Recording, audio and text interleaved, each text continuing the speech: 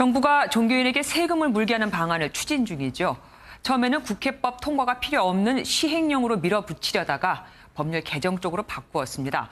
선거 때마다 종교단체를 찾아가 읍소하는 의원들이 내년 4월 총선을 앞두고 과연 종교인 과세에 협조를 할지도 미지수입니다. 종교계에서도 종교인 과세에 대해 찬반이 나뉘고 있는데요. 오늘은 한국장로교 총연합회 박정원 목사 모셨습니다. 어서 오십시오. 네, 반갑습니다. 네, 단도직입적으로 먼저 여쭙겠습니다.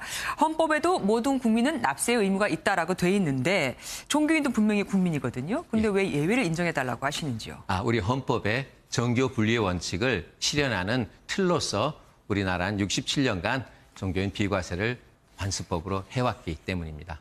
우리 사회 복지가 늘고 국가 재정은 고갈이 돼서 종교인조차도 세금을 냈으면 좋겠다 해서 작년에 저희 기독교 전체 주요 55개 교단장님의 승인을 받아서 세금을 일반 국민과 같이 내기로 결의를 했습니다. 예. 그러면 뭘 반대하시는 겁니까? 법제화를 반대하는 겁니다. 정교 분리의 원칙에 의해서 구분되는 것이기 때문에 국가 권력에 종속되는 것은 아니거든요. 이미 자발적으로 뭐 내겠다고 하셨다고 하지만 그러면 오히려 오해를 받지 않게 법제화하는 것이 더 마음 편하지 않겠습니까? 내는 사람 입장에서도.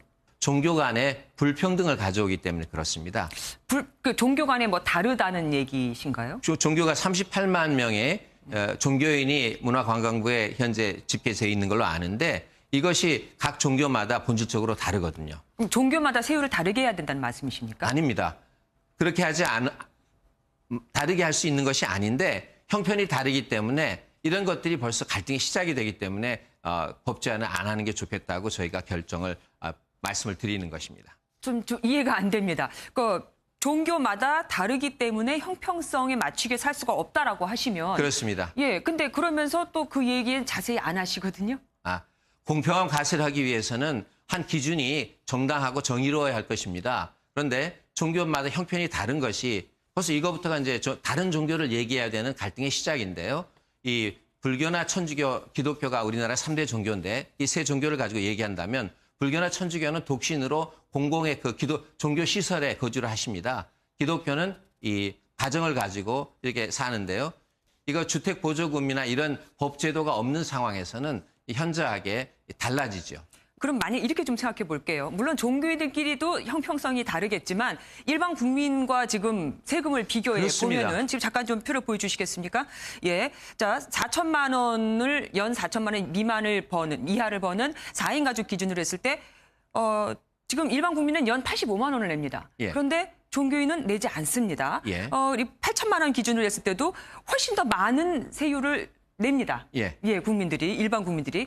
이거는 또 어떻게 보시겠습니까? 일반 국민들 입장에서는 이것도 형평성에 맞지 않다고 볼 수 있거든요. 근데 그게 저는 이상한 거예요. 그래서 오늘 나와서 이 말씀을 좀 알려드리고 싶어서 나왔는데 작년에 우리 한국 기독교가 세금을 내기로 일반 국민과 같이 세금을 내기로 결의한 것은 이와 같은 불평등이 없도록 일반 국민과 같이 내기로 한 것이거든요. 다만 법제화만 그것 자체가 또 불평등을 가져오기 때문에 하시지 말라 그러면 저희가 일반 국민과 같이 근로소득세율로 세금을 내겠다고 하면 정부에서 도와주셔서 이것을 어떻게 이렇게 하면 내면 됩니다. 또 각 교단은 교단별로 이제 그런 절차를 밟아야 하기 때문에 그런 거에 필요한 것들을 지도를 해주시고 또 어떤 도와주셔야 하고 또 세금을 받을 수용 태세를 갖추셔야 할 텐데 계속해서 반대한다고 하면서 또 이상한 또 작년과 비슷한 결국은 또 다른 이 종교소득세를 가지고 나오시니까 오히려 그것이 저희는 이해가 안 되고 참 안타까울 뿐입니다.